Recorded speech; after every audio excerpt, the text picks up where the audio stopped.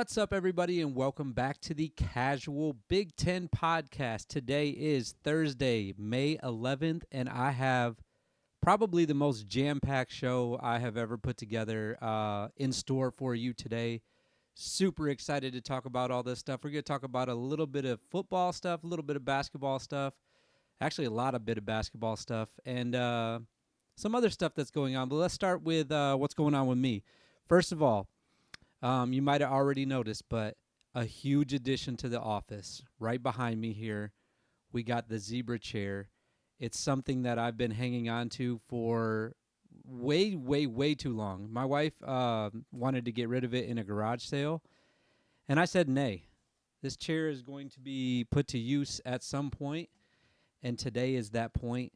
I've spent hours on this chair already ever since I brought it up from the garage and cleaned it off. I've watched probably 4 NBA games from the chair and played countless hours of video games from the chair now here in the office. So very exciting stuff for me. Also, right now, if we click over here, you can see that it's doubling as the Batman cam. Yep, that's my dog, Batman, right there. He's very asleep. Batman, what are you doing? What are you doing? But he's here, though. He's ready to record, and like I said, we're going to get after it today. I also added some new stuff to the video that I'm very excited about. I got some little pop-up videos that I'm going to be using throughout the show now with some audio and a little video that's going to pop up, too. So I'm really excited about that because that's what I learned this week, and I think it's going to be it's going to bring a whole new aspect to the show. And I know what you're thinking right now. I'm here to tell you right now, we don't care. Let me tell you something. We don't care. Jerry. I know you probably don't care, but for me, every time I play one of those, I did a practice video last week. It made me laugh. It made me laugh really hard. All right, enough of that though. That's what's going on with the office with the podcast, and like I said, I'm excited to get this stuff going. Let's talk about football though. Going to be working very soon on getting some guests for the preseason football episodes. I've been talking about it for a while now, and I'm probably about 2 or 3 weeks out from actually contacting some people. I have a few people in mind that I would like to be on the show from certain schools, but if you're listening and you have someone that you'd like to hear, send me a DM on Twitter or comment on YouTube or whatever you got to do. Somebody that you'd like to have on the show. I would love to get some feedback from you guys and maybe possibly have those people if they're willing to do it. We'll see. Maybe no one wants to do that.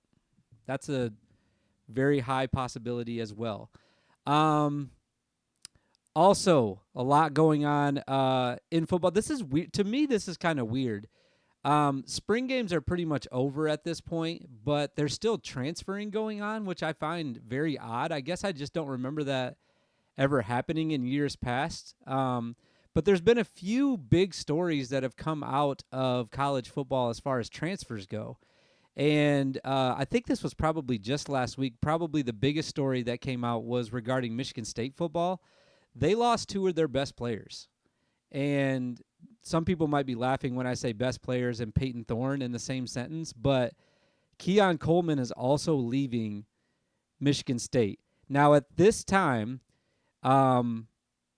it's not clear, it's not decided where Keon Coleman is going, but according to Ben Meyerson from SB Nation, he said it looks like Keon Coleman, this is not a direct quote, by the way, but he says it looks like Keon's going to be going to FSU. He wrote an article that said that he was hosted by Mike Norvell from FSU. So I think that there's a big chance he's going to go there. If you look at the edit on Keon's Twitter page, he had a big picture of him in FSU gear. Pretty cool edit, by the way. So it looks like he's heading to the ACC. We're not going to see him in the Big Ten anymore, which if you're an opposing team that plays Michigan State, that's good news because he's really freaking good. This guy is like, I'm a little confused about why he's leaving because to me, his NFL talent has already been shown, and I don't think that leaving for 1 year is going to make a big impact on his draft stock next year. The only thing that I can surmise from this is that he wanted to make a little bit more money than he was going to make at Michigan State for one last year at Auburn. Or I'm sorry, not at Auburn. Looking at Peyton Thorne's picture right now. At FSU, maybe he can make a little bit of more money. Speaking of Peyton Thorne, I just said it. He's going to Auburn. That is decided. He's for sure going there. The interesting thing to me about this, though, is that there was also a few tweets circulating that Keon Coleman would join him at Auburn after there was stories coming out that one of the reasons he entered the transfer portal in the first place was because of Peyton Thorne. So a little bit of mixed messaging going on Twitter regarding the Michigan State transfers. But like I said, as far as we know right now, Peyton Thorne's for sure gone. I think that the writing was on the wall for him after the spring game. There's a kid named Noah Kim. He's going to be I believe he's a freshman. He's got to be a freshman. I've never heard of him before this year. But Noah Kim is, I guess it's his time now. And he was going to challenge Peyton Thorne for the job, and I don't think he had that dog in him, to be honest. I don't think he had that dog in him. And he didn't want to fight Noah Kim for that starting spot. So he's not going to do that. All right, so that's what's going on at Michigan State. Another guy, there's two more guys that are big transfer news in the football world. Another guy that's actually an in-conference transfer is Caleb Brown. And if you haven't heard of him, don't beat yourself up over that, because he only had one reception last year for Ohio State. That's where he played last year. This year, he's going to transfer over to Iowa. He's going to join Cade McNamara and a couple other guys that are going to Iowa whose names are escaping me right now. But he played behind NFL talent last year, so I'm not surprised that he didn't get on the field a lot. But here's the reason why I'm bringing this up right now. Caleb Brown was a very highly touted recruit coming out of high school. He was the number 8 wide receiver in the country when he came out and joined Ohio State. And he was the number 2 player overall coming out of Illinois. So his year that he spent at Ohio State, just because he didn't get the burn that he probably thought he was going to get, because he's playing behind Marvin Harrison Jr., Jackson and Jigba Smith and Jigba. I always say his name backwards. It doesn't matter. He didn't get the time that he probably thought he wanted. So he says, in my opinion, this is what I'm reading into it. I'll go out to Iowa and I'm going to be the guy. I'm going to be the main target at Iowa. And we'll see how that works out for him. I'm excited that he didn't leave the Big Ten, so we still get a chance to see him play, because we really haven't seen him play yet. So we'll see what he does out at Iowa. All right, last one that I have regarding transfers and the Big Ten. Guy named Ben Bryant. He is coming from, let me make sure I get this right. He's coming from Cincinnati, and he's coming into Northwestern. Normally, I wouldn't care about a quarterback transfer that's coming into Northwestern, because I don't know if quarterback's the most important position. Is he going to make a big impact to where they're going to challenge for a division championship? I don't think so. And the problem is, and the reason why I think this is so interesting, and the reason why I'm talking about it, is because Northwestern last year already had 2 different starting quarterbacks. In fact, I know they started at least 2 guys. I was reading an article, and it said something about how they played upwards of 5 guys. I don't remember that happening, but I definitely remember Helinski last year, and I definitely remember Sullivan. And both of those guys played pretty well, and both of them are still there. So Ben Bryant is going to come in, and there's a third guy too. I was looking up their depth chart earlier. I can't remember what his name is, but there's a third guy that is also in the quarterback room at Northwestern. So a lot going on at Northwestern in the quarterback room. Really interesting, though, that Ben Bryant. What am I kicking down here? Fucking rapper. Really interesting that Ben Bryant made this decision to leave Cincinnati and come to Northwestern. A, because of what I just said about the quarterbacks that they already have, but B, he just played in Cincinnati's spring game like a couple weeks ago, like 18 days before he transferred to Northwestern. He had just finished playing in the spring game. Like I said, I don't remember stuff like this happening. Guys going through a spring with one team and then saying, you know what, I'm actually going to transfer right now over the summer, and I'm going to play this fall for a new team. I just can't quite remember that happening. Um, interesting. Afterwards, after the spring game, they have some new coaches at Cincinnati. I don't know what's going on at Cincinnati. Something's going on though. But after the spring game was over, this is what Ben Bryant had to say about how he's adjusting to the new coaching staff at Cincinnati. I thought it was fun. I think over the years, as my time here in at Eastern Michigan, I think I've dealt with different coaches and kind of seen what different people do. So I've learned from those experiences, and I think this experience with this new staff has been pretty easy for me. It's going pretty good. Going pretty good for you. Going pretty good. You sure about that? You sure about that's not why? I just find it interesting that he's making comments about how well adjusted he's become to the new coaching staff, and then a couple weeks later he's like, you know what, actually I'm just going to go to Northwestern and I'm going to compete for a starting job with two other guys that played last year. I don't know. I found that really interesting. Justin Williams from The Athletic wrote an article about this. Ben Bryant was 9-2 last year at Cincinnati. All this information was from him. He had a season-ending foot injury last year, so he's coming in and coming off of an injury as well. So if you're a Northwestern fan, that's something to keep an eye on. But he also wrote that Ben has an NFL caliber arm, but he lacks mobility. And I don't know if I've ever heard of a better description for a Northwestern quarterback than lacks mobility. And that's why, to me, I think that Sullivan is actually going to be the guy this year, because if I'm remembering right, he was the guy that did not lack mobility last year. So really interesting coming this fall. I know I've said really interesting like 1,000 times. I just thought this story was so odd that he was transferring in. We'll see who's going to get the start. My money is on Sullivan. Helinski's the guy that's been there. I think he's been there longer, but he's definitely played more. But then you got this new guy, Ben Bryant, coming in, so we'll see what's going to happen with that. All right. I want to talk about basketball because there's a ton to get through. That was supposed to be short for football. I talked a little bit too long about that. But before I get started on that, I'm always going to shout these guys out because that's where I'm getting my information from. On3, if you don't use their website, it's wild. I'm not like sponsored by them or anything. They just have the best website for the transfer portal stuff. I'm not sponsored by anybody. Be nice if I was. I'm not.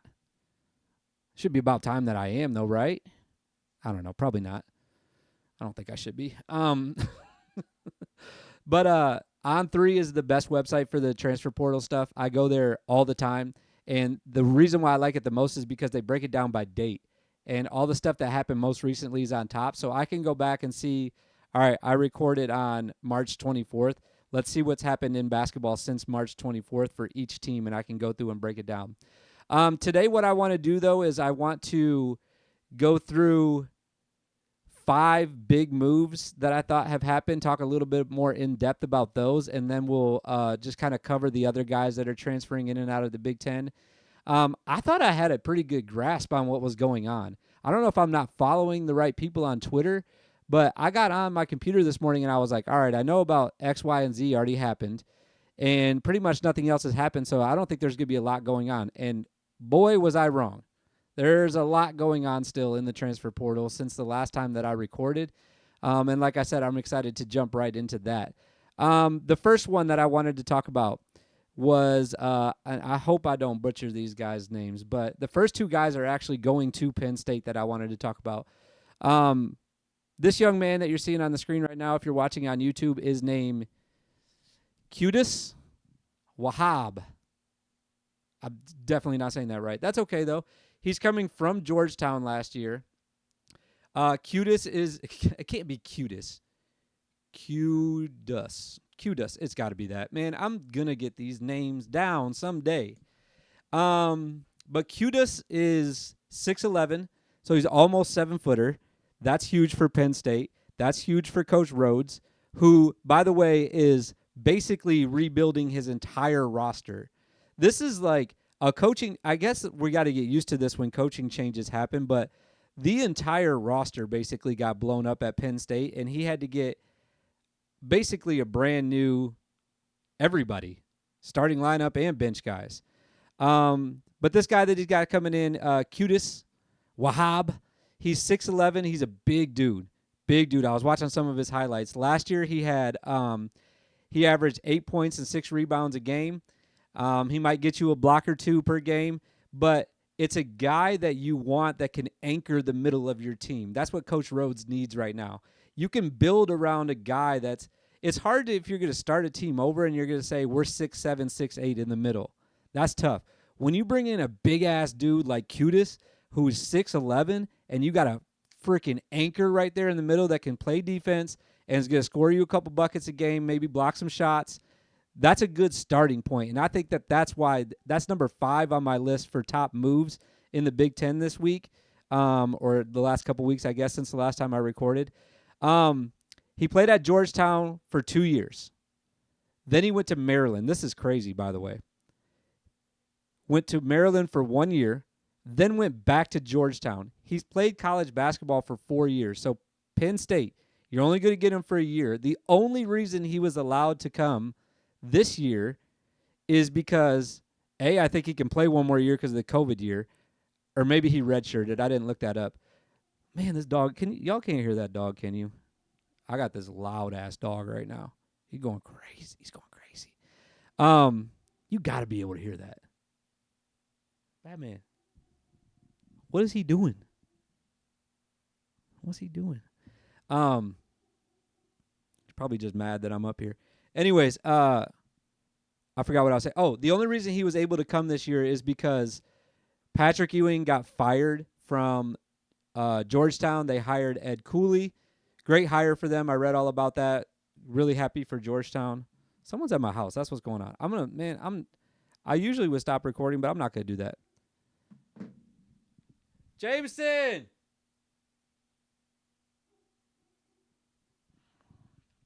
It's bothering me. It's distracting me. I don't know if you can tell. They fired Patrick Ewing, hired Ed Cooley. So since there was a coaching change, Qudus was allowed to transfer, and he chose to do that. He entered the portal, and now he's at Penn State with Coach Rhodes. Should be very excited if you're a Penn State fan, because this guy's going to be I think he's going to be great. I think he's going to be maybe not great. He's going to be pretty good. He's going to be pretty good. That's what you need. You need a pretty good guy right now.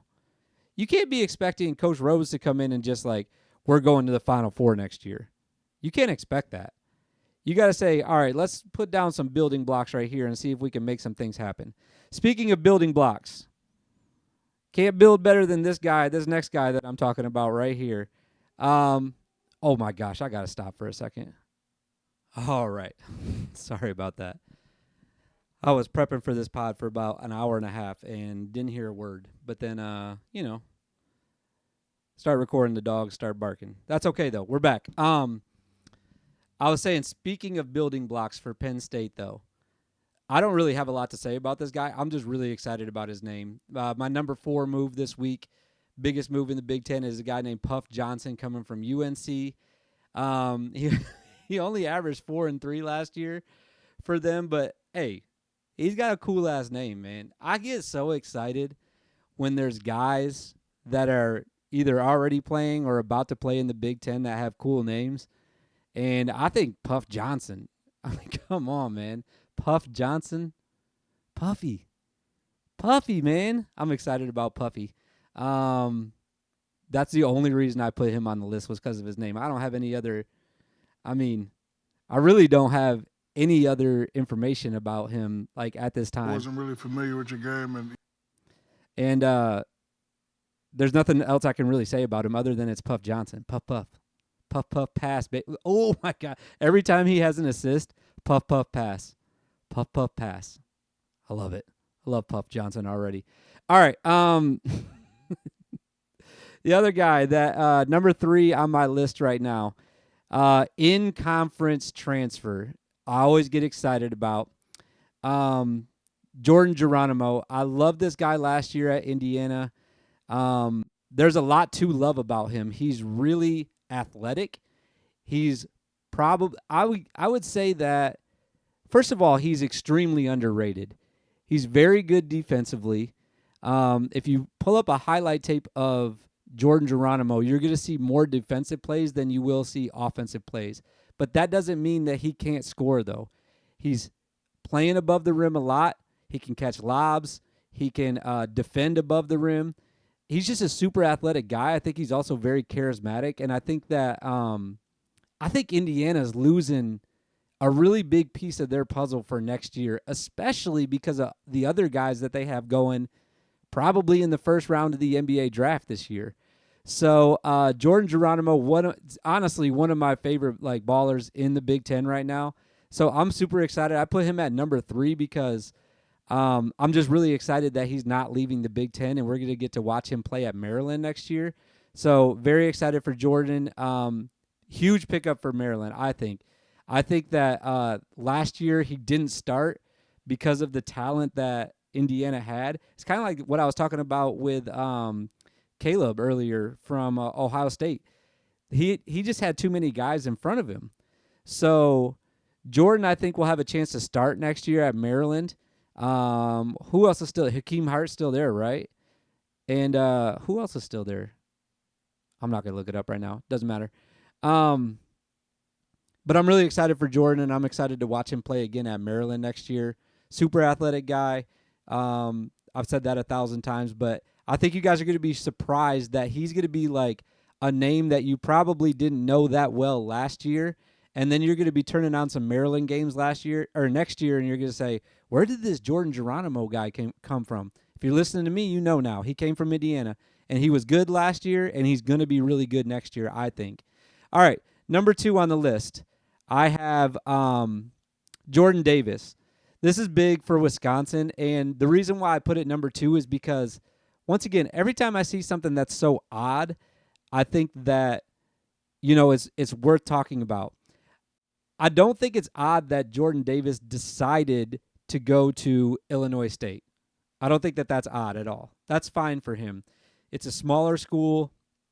He's going to get more minutes. He's going to get a bigger opportunity to be the guy there. But the reason why I think it's odd is because when I think of Wisconsin, and when I think of Wisconsin basketball, I think of 4- and 5-year players that were developed at Wisconsin. Usually the coaching staff at Wisconsin's not letting guys go. In fact, if you look at their transfer portal this year, they got one guy leaving. They got one guy coming in. It's not like, obviously, Penn State this year with coaching. It's not like Michigan, for example. Bunch of guys leaving, bunch of guys coming in. They're not using the portal a lot. They like to recruit guys out of high school, and they like to develop them. And Jordan Davis fits that mold of a guy that I thought was going to be developed into a junior and senior who went through the Wisconsin system and was like one of those guys that you're like almost like, how is he still here type of guys. That's what Wisconsin does. So I was really surprised to see him transfer, period. I'm not surprised that he's going to Illinois State. I'm just surprised that he's transferring, period. I talked about on the last show, they do have a transfer coming in named A.J. Storr. I think that Wisconsin probably has a lot of confidence in him, so they weren't really worried to let Jordan go at this point. But in my opinion, in college basketball, you can't have too many guards that are good. Someone has an off night, you bring AJ has an off night, you bring Jordan in. Whoever, I don't even know who their other guards are right now. Chucky's not still there, is he? Did Chucky leave? I forgot. I meant to go look through my notes. Is he still? He's still there, right? I don't know. Doesn't matter. Let me look at my notes real quick because I had that in here somewhere. Let me look at Wisconsin. Chucky didn't leave, did he? Did Chucky leave? Chucky's there. Chucky's still there. Okay. Anyways, doesn't matter. You can never have too many guards, is my point. And I thought that Jordan Davis would stay at Wisconsin, and I was really shocked just to see him leave. He wasn't a big factor for Wisconsin last year. I think he averaged 4 points a game. He wasn't playing he was playing enough minutes that I knew who he was. And obviously you knew who he was anyways because of his brother who's in the NBA, I think still. But he played enough that you noticed him. And I was surprised that he didn't stay and develop at Wisconsin. That's basically my point. And that's why I put him at number 2. That's how shocking it was to me that he actually transferred. When he entered the portal, I was like, oh, he's probably just going to weigh his options. He'll get offers from places like Illinois State, and then he'll decide, you know what, I'd rather stay at Wisconsin and fight for my job and just stay here and develop. But he didn't do that. He went the other route. Good for him, though. I'm happy for him. I wish him all the best at Illinois State. All right. That was number 2. No surprise here. What's number 1 this week in the transfer portal? It's the guy that everyone was talking about for the last month. Quite frankly, I'm just absolutely ecstatic that it's over. Hunter Dickinson is leaving Michigan. He's going to Kansas. He announced that on a very odd Twitter video that he released. He was shooting around in the gym. It doesn't matter. I should have just showed the video.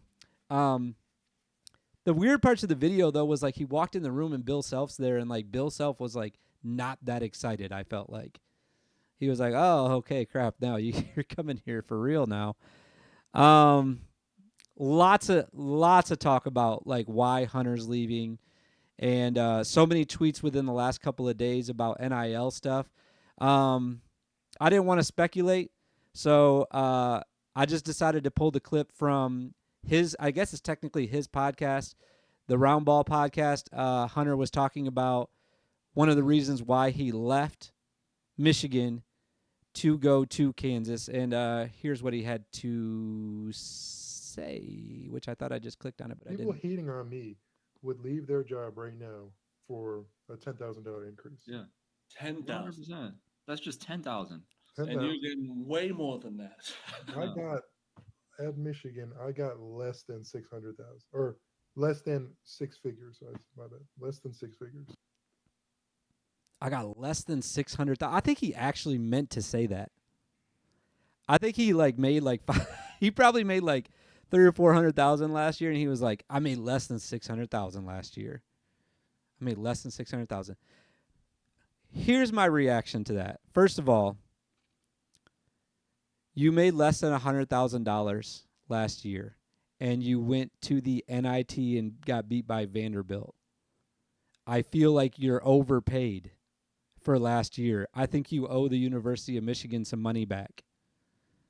You can't even get to the tournament?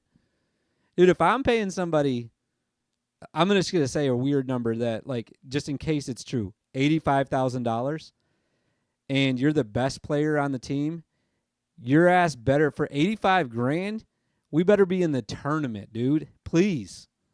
In the tournament for 85 grand. But, he made less than $100,000. I feel terrible for him. I feel so terrible for him. He is right about one thing. A lot of people would leave their job for a $10,000 raise. A lot of people would. Some people wouldn't. Some people really wouldn't. I know that's for sure. I know people that have done that. I'm related to some of them. $10,000 is a lot to a lot of people. That's true. But, not everybody would do that. And he said everybody that's hating on me would leave for a $10,000 raise. Well, I'm hating on your ass. And if you gave me a $10,000 raise, I would go from 0 to 10,000 to leave this job. If you're talking about this job, if you were like, you just have to stop doing the podcast for $10,000 a year, I'd be like, nah, dude, I'm good. I'm going to keep doing it because I want to talk shit on Hunter Dickinson still. Congratulations, man. Have fun at Kansas. Kansas fans. Just hit myself in the mouth. You got a good one. Got a guy that's going to lead you to the quarterfinals of the NIT. Congratulations. You did it. You got your guy. Rock chalk, baby. I don't even, what the fuck does that, what does that even mean? Rock chalk. I don't get it. Congratulations for Kansas, though. Congratulations for Hunter. Wish you all the best, man. Those were the top 5 moves. Those were the top 5 moves that happened this week in the Big Ten. I think I forgot to add this in. Yeah, I did. There were some other moves that happened. I'm just going to go through those really quickly because I've already been recording for almost 30 minutes. I had a little graphic that had all these guys' names on it, so you guys could see like how I was messing it up as I was messing it up. But I forgot to post the graphic. That's okay though, because I'll just go through it quick. Other moves that have taken place. Indiana got a guy named Anthony Walker from Miami. He averaged 3-1. He's got tournament experience. Miami went to the Final Four this year, so at least they got that on their roster now to replace my guy, Jordan Geronimo. Good luck with that, though, because you can't replace Jordan. You can't do that. But Anthony Walker, welcome to the Big Ten. Aaron Eulis, another Big Ten transfer. He's going from Iowa to Nebraska. And then they also have Evan. Did I get that right? That's right. They have Evan Bronze coming in from Belmont. And once again, not familiar with your game at all. I wasn't really familiar with your game, and oh no, I did not mean to do that. So Evan Bronze, welcome to the Big Ten as well. Michigan, I didn't even, so a couple of these I didn't even know about until this morning when I started looking it up on three. Greg Glenn, the guy that didn't play last year, pretty big recruit for Michigan last year. I think he was 4-star. Talked about that before. He's going to Tulane, basketball powerhouse down in Tulane in New Orleans. That's in New Orleans, right? Yeah. Minnesota, they got a guy named Elijah Hawkins from Howard. I think he's going to be good. I almost put him in the top 5, but he averaged 12-4 for them last year. He looks pretty athletic. I watched a couple highlights of him, but not a ton to really speak on it. Elijah Hawkins, though, maybe a name to keep an eye on for Minnesota next year. That came out of nowhere. I didn't hear anything about that on Twitter.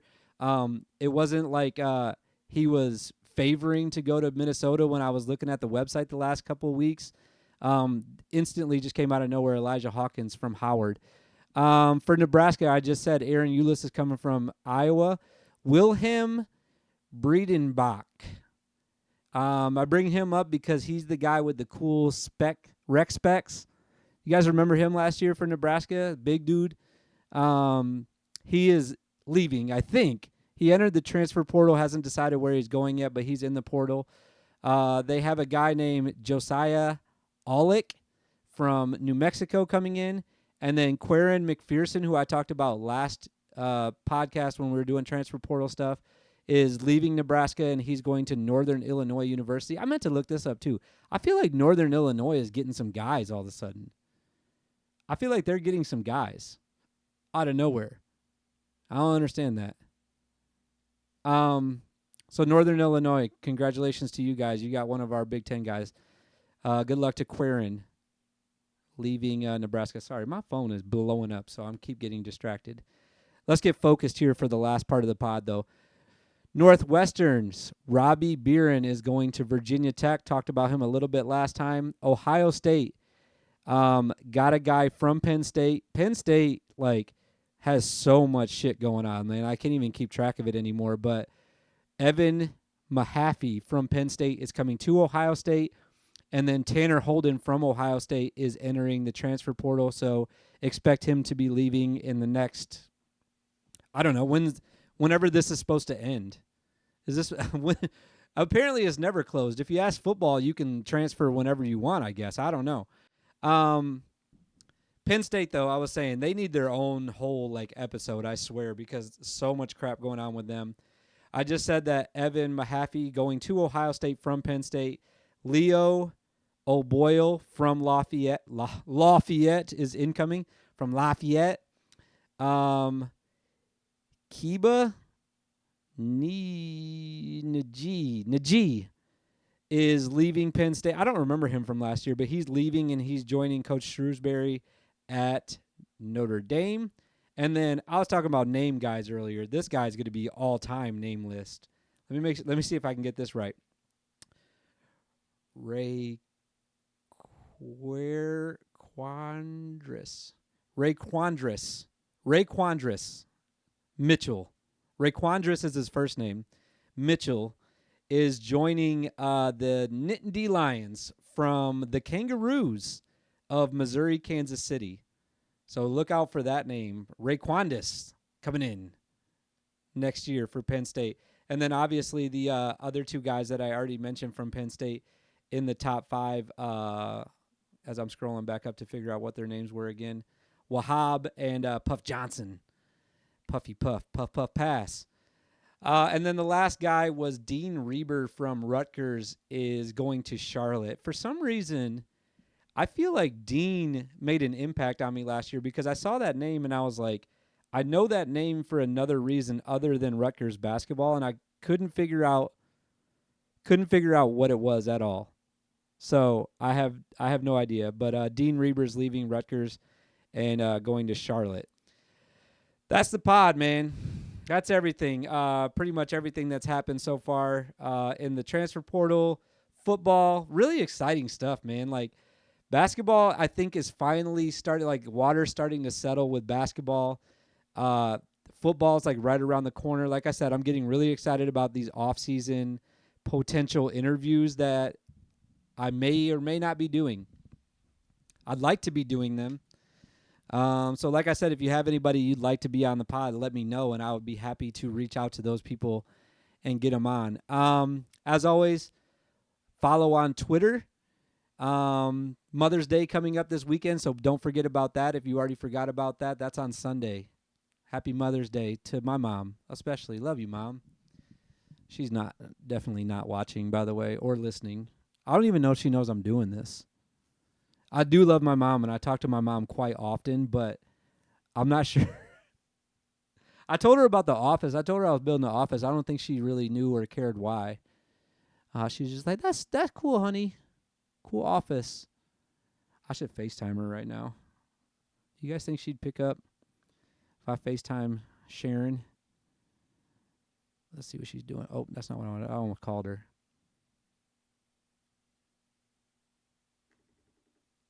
I'll FaceTime my mom. You guys think she could pick up?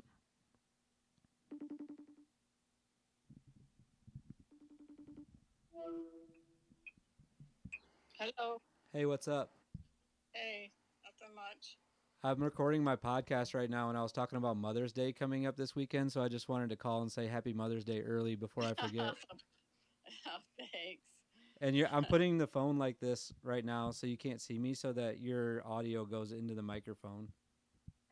Oh, okay. All right, so I love you. I love you too, honey. I'll call you again on Mother's Day, though. Guys. What's that? I miss you guys. Oh, I miss you too. Well, I'll call you back later, though, but I wanted to do it on the podcast so that everyone knew. Okay. All right. I'll right, I'll call you back. The kids will be home soon. I'll call you back when they get back, maybe. All right, sounds good. All right, love you. Love you too. Bye. That's my mom, y'all. She always picks up. She always picks up the FT. I got a couple people that will always pick up. D-Bill will always pick up, and my mom. Most of the time, Brad. Wally never. And those are all the people that I know. Why am I still recording, man? It's about to go on 40 minutes. Last shout out, though. I reached out to one of my favorite Nashville artists. His name's Jed Harrelson. I listen to his music often. I've seen him play live a couple of times and asked him if I could use one of his songs for the outro of the podcast. And he didn't DM me back, which he usually does DM me back. So hopefully I'll hear from him. But I'm going to go ahead and use it today, though, because I asked him this morning and he hasn't hit me back yet. I'm hoping he gives me the okay. Otherwise, I'm going to have to go in and edit this episode for the last part of it. But got a new outro, so kind of excited about that. Hopefully, I'll be able to use this going forward in the future. And, I'll see you guys in the future.